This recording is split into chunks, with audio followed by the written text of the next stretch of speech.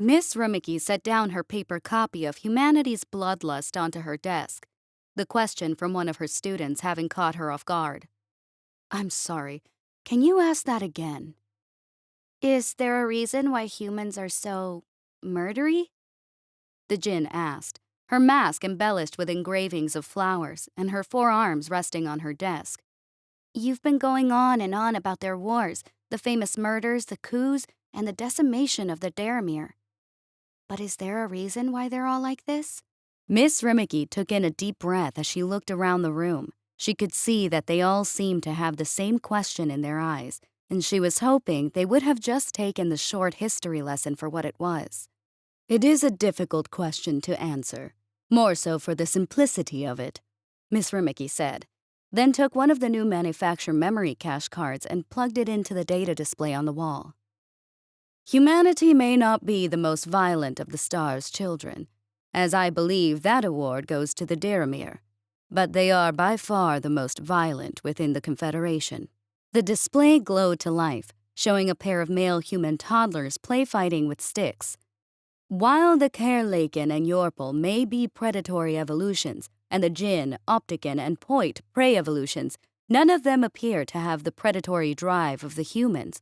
For the current predatory evolutions of society, it was merely a means to an end, and there are very little histories of Kerlaken or Yorpal taking a distinct pleasure in doing what they had to do in order to survive.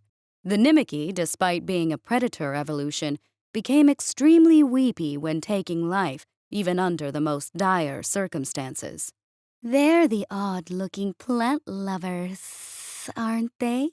a Kerlaken asked, her long neck adorned with human-made jewelry she had picked up from one of the traders. A Poit chuckled to himself. "They recently got into a bit of trouble with planting human peppers. Now they're black market oligarchs dealing in seeds.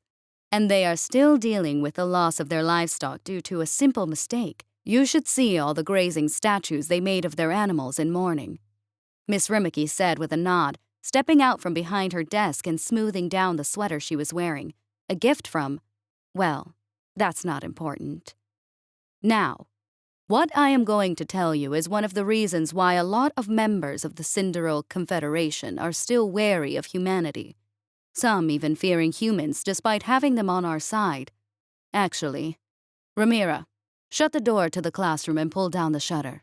The Yorpal raised her butter-yellow eyebrows but stood, closing the door and pulling down the slatted window blocker. "Humanity," Miss Rimmicky began as Ramira sat back down, scooting her fluffy tail out of the way, "is still considered an Aubrem third race. They are helpful, charming, cheerful, and may be some of the most loyal friends you will ever make. But there is a lot of darkness underneath that veneer." Miss Rimmicky pointed to the children play-fighting on the screen. "Humans are ingrained biological warriors. Male children are known to wield wooden sticks as young as 3 years old, and even the younger ages are known to bite, kick, play punch, or attempt to grapple with their parents." "They try to wield fake weapons as young as 3?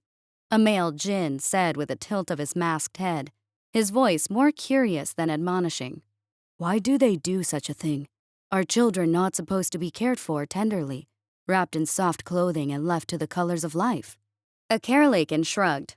"We Kerlaken are also known to bite at a young age, but it is more of a love bite, if anything."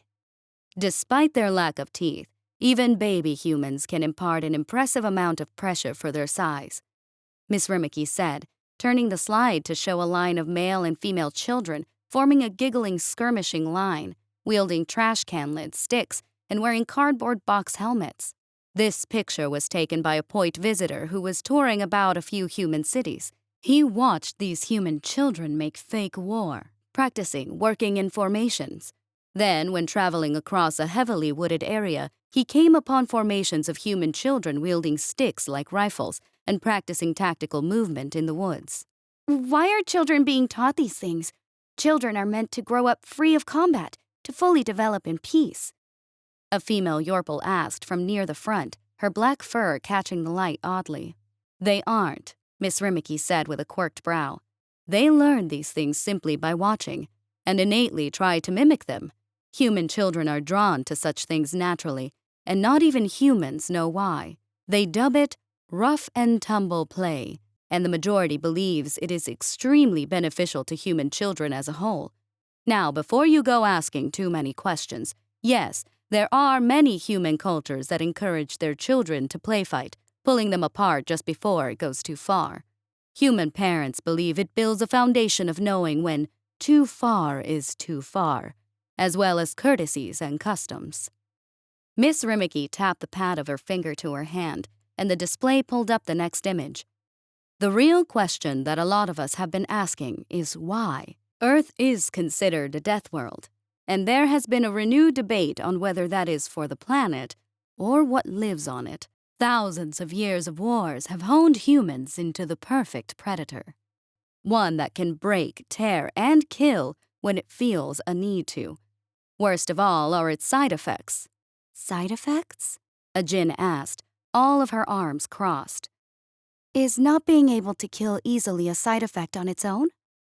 Miss Rimmicky pulled up an image by quickly tapping along her palm, and a picture of Ted Bundy filled the display. Assassins and the like are nothing new. They kill for pay, and it is a profession. There have been very few serial killers amongst the races of the Confederation, usually marked as mentally broken people that are quickly eradicated.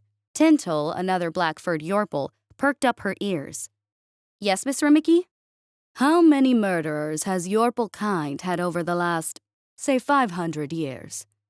Tintle closed her eyes, trying to think, then cocked her head as she opened her eyes. 3, 4. I think 4 is right. Cendric, how many have the Kerlikan had in the same time frame? Miss Rimmicky asked. 17. Cendric asked, tapping his clawed hand on his tabletop. Rendry? Miss Rimmicky called out. The point folded her hands. I believe we have had 10, the last one cropping up over 30 years ago after the Federal Station Massacre. Miss Rimmicky continued this pattern of asking, each pointing out the drastically low number of serial killers that each race had among the ranks of their people. When she was finished, Miss Rimmicky folded her arms under her chest. This is because we are not innately a murderous group of races. Yes, we all have our issues from time to time, but for the most part, we cannot be called bloodthirsty or murderous. Humans in the last 500 years have had over 10,000 serial killers just in the unified American states alone. And that is not even counting the European coalition, Miss Rimmicky said, taking an odd pleasure in the horrified faces of her students as she dropped the bombshell. Now, you may be asking yourself why they would kill like this. And yes, there are a lot of cases referring to mental breaks or other such problems of the self, as even our brains can short-circuit from time to time. You may also find it quite odd that during the war with the Daramir, these issues decreased amongst humans. Ajin held up one of her forearms. It decreased? It decreased, Miss Rimmicky said darkly, tapping her fingers along her palm to bring up a few images of the humans engaging in hand-to-hand combat with the insectoid Daramir, as well as gun battles. When the humans had an enemy to fight and were fighting for a cause they saw as good or righteous, their serial killers dropped nearly 70%, as well as a slew of mental and stress issues. If anything, a lot of the Interconfederation scholars believe the overall mood of humans rose significantly. A male point leaned back in his chair, looking up at the display. They liked it. They did, Miss Rimmicky said. They had no wars to wage upon themselves as they were all too advanced, and it would lead to, as one human put it, an unsportsmanlike slaughter. They were spiking in mental health issues with these random killings on the rise. Then came the Confederation for their help, and they had a unified target to unleash their frustrations. Tinto ran her clawed paw along her head. Oh, shit. I get it now. I believe you will all understand it quite soon, Miss Rimmicky murmured. Earth, this little blue marble we are hurtling around in this station, breeds the finest predators to have ever touched the stars. Predators honed over tens of thousands of years, of human-on-human conflict. Predators honing themselves on hunting and killing other predators. Even in times of peace, they kept about this practice. Lawful predators hunting and capturing rogue predators that predated on the local populace. The darkness coming out of them slowly out of mental illness, boredom, or a simple desire to kill. My fellow scholars and I have identified 3 key types of humans. Miss Rimmicky tapped along her palm with her finger pads, and the display pulled up 3 pictures of humans. One was a mother with a sad but defiant look on her face. Another was a human soldier, his face bearing a long scar along his cheek. And another was a smiling woman wearing an odd orange jumpsuit. First, there is the reluctant killer, Miss Rimmicky began, pointing to the sad woman. These humans can and will kill when pushed, though they are not outwardly presenting as such and are more in line with the rest of us. If their child is threatened or themselves, they will lash out with a wild, feral energy. They will then suffer mentally from the kill, but most get over it in time. These seem quite normal. I would have assumed that most of humanity is made up of this kind. A male opticon asked in practiced ease, gesturing with a claw towards the display. Less than what you would think, but yes, most. Miss Rimmicky mused, then pointed to the soldier. Most humans fall into this category. These kinds of humans are seen as actual predators and are judicial killers. They are not reluctant, nor do they like doing it, but they can easily kill once a set of protocols are broken. Humans, despite what we think of them, have a rather simple set of rules they live by that keep them from killing. Once you break those rules, however, they will snuff out life without a second thought and not even lose sleep over it. To this kind of human, to break the protocols they have set makes you less than a beast, a monster requiring dealing with. The room was quiet, but a slow claw was raised in the air, a female opticon breaking the silence. What kind of protocols? Hurting the innocent is the easiest to break, Miss Rimmicky said, her mind already pulling up the passages she read about human philosophy. To attack a non-combative woman, a mother, or a child is seen as the quickest way to activate a human and have them shed blood. The traffical incident is the best example of this. A Carelacan leaned his head back, actually letting out a small hissing laugh. Ah, yes. When a Lemurian trader slapped a human child for getting in his way. From what I understand, a female human and 2 males fractured the Lemurian's skull to the point it looked like broken pottery, a red Yorple murmured, remembering the images of the gray, brutish face of the man looking bent and out of shape. I believe they beat him to death. She did, Miss Rimmicky replied. Her fury was so fierce that they couldn't even pull the female human off of him whose child had been slapped in the first place. Tensions were a little high at that point, to be fair, but it made a lot of us shrink away from humanity as the war was winding down. Regardless, there are other protocols such as taking property, risking life of themselves, and other such things that are easily avoidable. Even more confusing is that many of their protocols are not attached to only humans. They expand to everyone and anything. Humans have been known to batter other races to near death over infractions to other races, such as the Fremere Market incident, where a Yorple child was being harassed by a gang of Prilfar traders. When a human caught wind of what was going on, he approached them and told them to leave the child alone.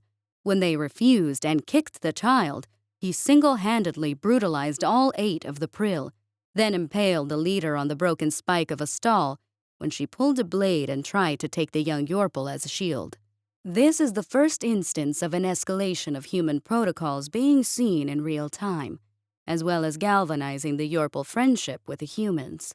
Miss Rimmicky pressed her lips into a disgusted line, then pointed to the woman in the orange clothing. Then there are these. These are murderers, serial killers, and dregs of human society. These are the rogue predators that hide amongst the first 2 types of humans, killing whatever they please for the pleasure of it. These kinds of humans have been offered on loan for research, and their brains are terrifying.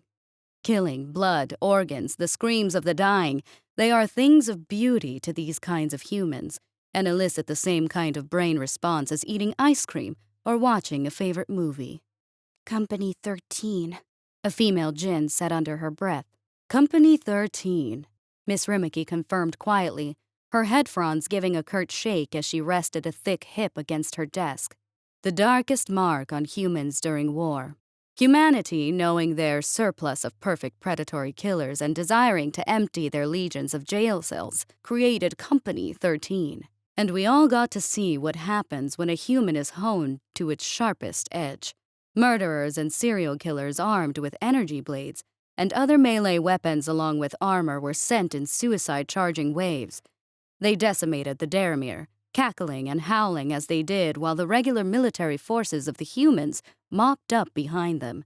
The attack on the Daramir's secondary capital planet was headlined by Company 13, and they slaughtered everything around them. This person, Amanda Jute, is one of the few survivors of Company 13 and recalls all her memories of slaughter fondly. There are other survivors that managed to steal Daramir ships, and only a small handful made it past the human anti-air units. A female poet sighed out. So there are loose among the stars then? This little handful of feral humans?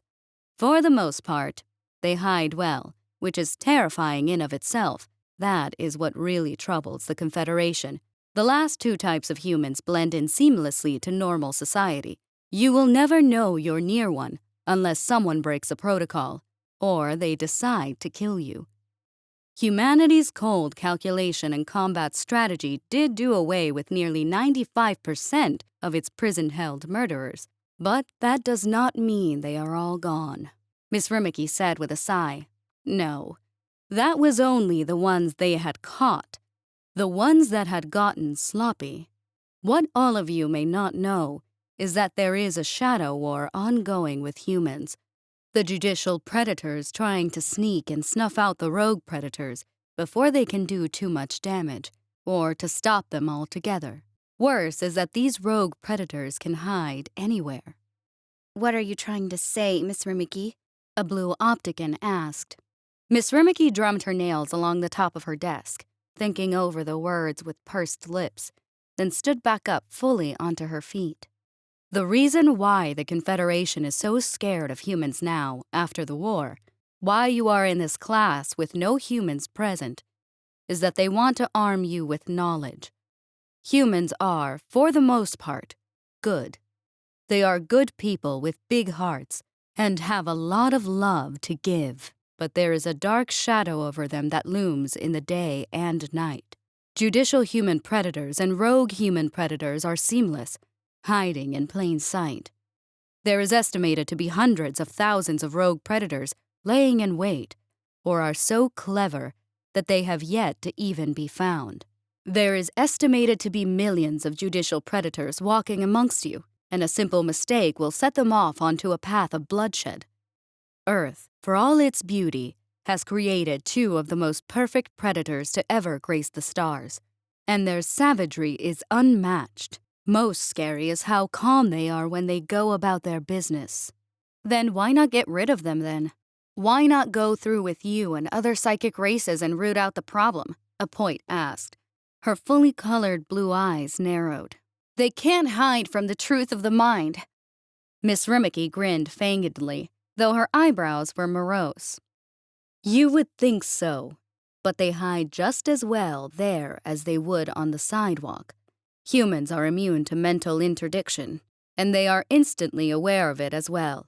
The more clever rogue humans even laid down false trails that led us on a merry chase. A crack team of investigators tried, but found themselves outclassed by even the reluctant humans, shutting them out as if they slammed a door. This made the Confederation so afraid that many began to wonder if we had accidentally opened a box that we can't shut again. The thing hidden inside bursting out and wrapping itself around us.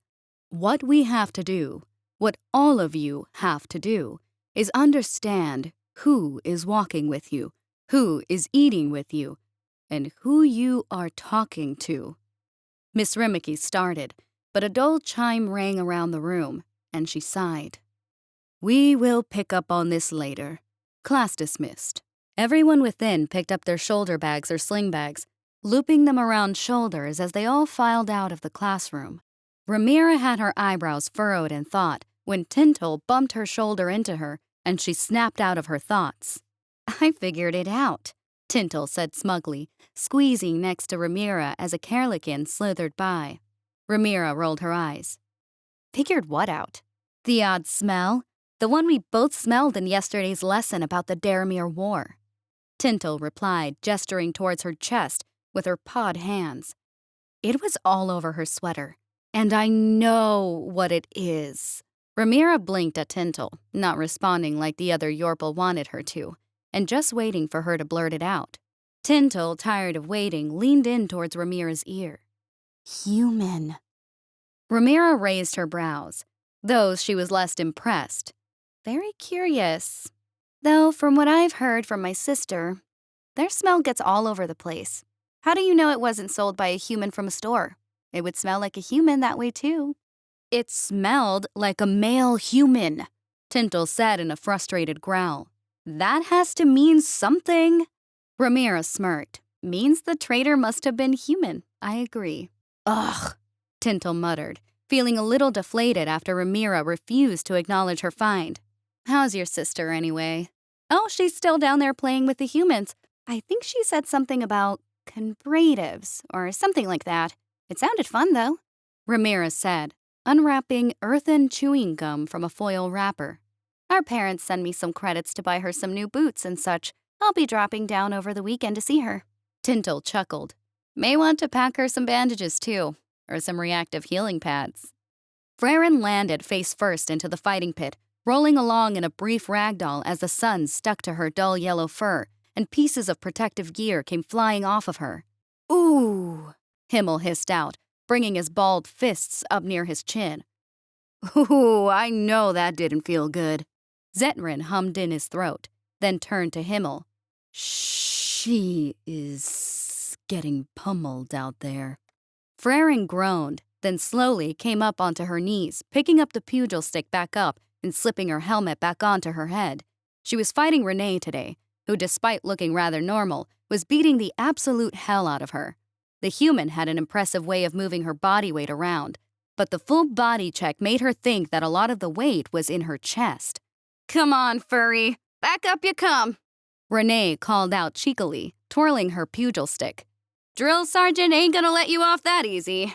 Nothing about this has been easy, Freren muttered, brushing some of the sand away from her face and getting back up onto her feet fully. She had watched the humans dominate the other races during this kind of training, and while they were definitely toughening them up, it was still a struggle for the Yorple and Point. They were getting demolished by their respective gender equivalents, and it was becoming quite evident that they were, indeed, built different. The Carelakins were adapting at least, and the humans seemed to love sparring with them. I can't wait for the Jinn to join us, Freren called out, bringing the pugil back into guard. Going to be cathartic watching them wipe those smiles off your faces. Renee and the other humans chuckled. As that may be, they ain't here yet. And you have to land 6 strikes on me in order to pass. Freren looked over to the other pummeled members of her race, and they were watching her intently. None of them had managed to pass either, and it was up to her to try and get them a win. Freren shook her head, then slowly stepped back into the fray with Renee. The strike was quick, and Freren managed to barely duck it, ramming the head of her pugil stick into Renee's stomach as her ears were whacked painfully by Renee's pugil. Renee stumbled back a step, coughing out a laugh as the other humans all held up 4 fingers. Come on, Freren, just 2 more, Himmel called out, slapping the wooden boards that made up the ring of the fighting pit. Zetrin looked over to another Carelakin. I see that I was right in assuming this would be easier for us. I believe them wrapping our tails in a pugil pad helped, the other Carelakin said, and she giggled. Extra weapon. True, Zetrin laughed back. and he turned in time to see Frerin whack Renee on the side of the head. 5! The humans called out, but the strike had deeply angered Renee. Renee spun her pugil stick around and lunged towards Frerin at speed, and Frerin's guard was easily broken by the swift uppercut, sending the Yorpal staggering backwards with faltering steps before she crashed to the sand again. All the Yorpal hissed out in pain as Frerin groaned from the ground, her tail wagging a little in submission as she fumbled around in the sand, trying to find her pugil stick with warbling vision. "Renee!" a male human private said, wiggling his finger back and forth reproachfully. "That was too much." Renee scoffed. "She hit me!" "She's supposed to hit you where she can," he said, then crossed his arms. "You were told not to hit them in the face." Renee went to shout at the human, but Frerin's pugil stick bounced off of her back. Renee looked confused, then turned around, looking over at Frerin, wavering on her knees, and her arms still cast forward with her throw. 6! Another female human private laughed out, clapping her hands. "You turned your back to an enemy, and she got you." "Damn it!" Renee spat, throwing her pugil to the ground. "He distracted me!" All the voices became quiet as Drill Sergeant Marshall stepped out from where she was hiding amongst them, the privates parting out of her way and her brown campaign hat catching the sun. "You let yourself be distracted, while the Yorpal stayed on mission," Drill Sergeant Marshall said, placing her hands on her hips as she stared down at Frerin. "Your lack of discipline allowed you to catch a strike to the back." Frerin smiled up in a daze at Drill Sergeant Marshall, while blood trickled from her nose and mouth. "You are bleeding," Drill Sergeant Marshall said matter-of-factly down at Frerin, still smiling at the Yorpal. Frerin nodded. "Uh-huh, Drill Sergeant. You also took down a human in melee combat. How does that feel?" Drill Sergeant Marshall asked. "Like my face hurts," Frerin said honestly, then spat out a mouthful of blood down into the sand. Drill Sergeant Marshall laughed, a true laugh, then reached down and hauled Frerin up to her feet. "You never failed to impress me, Specialist Frerin." Wait, Himmel said, clapping his hands. "Promoted! She just got promoted!" Himmel took off at a run around the ring, his hands held high as he made a loop around the now cheering and battered other Yorpal. "Promoted!" Himmel screamed again, making it around a loop of the ring, and started slapping at Zetrin's arm. "She did it! She's the first non-human promotion!" Zetrin, quickly tiring of the slapping, whacked Himmel with his still pugil pad-bearing tail. "Be quiet, Himmel. Sheesh." Promoted? Frerin asked, her mind still buzzing with the uppercut as Drill Sergeant Marshall steadied her. "Huh? Why?" Drill Sergeant Marshall smiled at her. "Because you showed the right kind of mettle." "Still!" The humans all called out at once, catching the other races off guard. Drill Sergeant Marshall half turned to look at the human recruits. "Steel souls! Iron hearts!" They all called back, then half bowed in respect to Frerin. Frerin was still confused, even as Drill Sergeant Marshall pulled out the black metal rank and took the pin guards off. "Steel what?" "A soul of steel that cannot be broken," Drill Sergeant Marshall said reverently, removing Frerin's old rank from her right lapel and placing the new rank just into the cloth so it stayed. "A heart of iron that cannot be turned."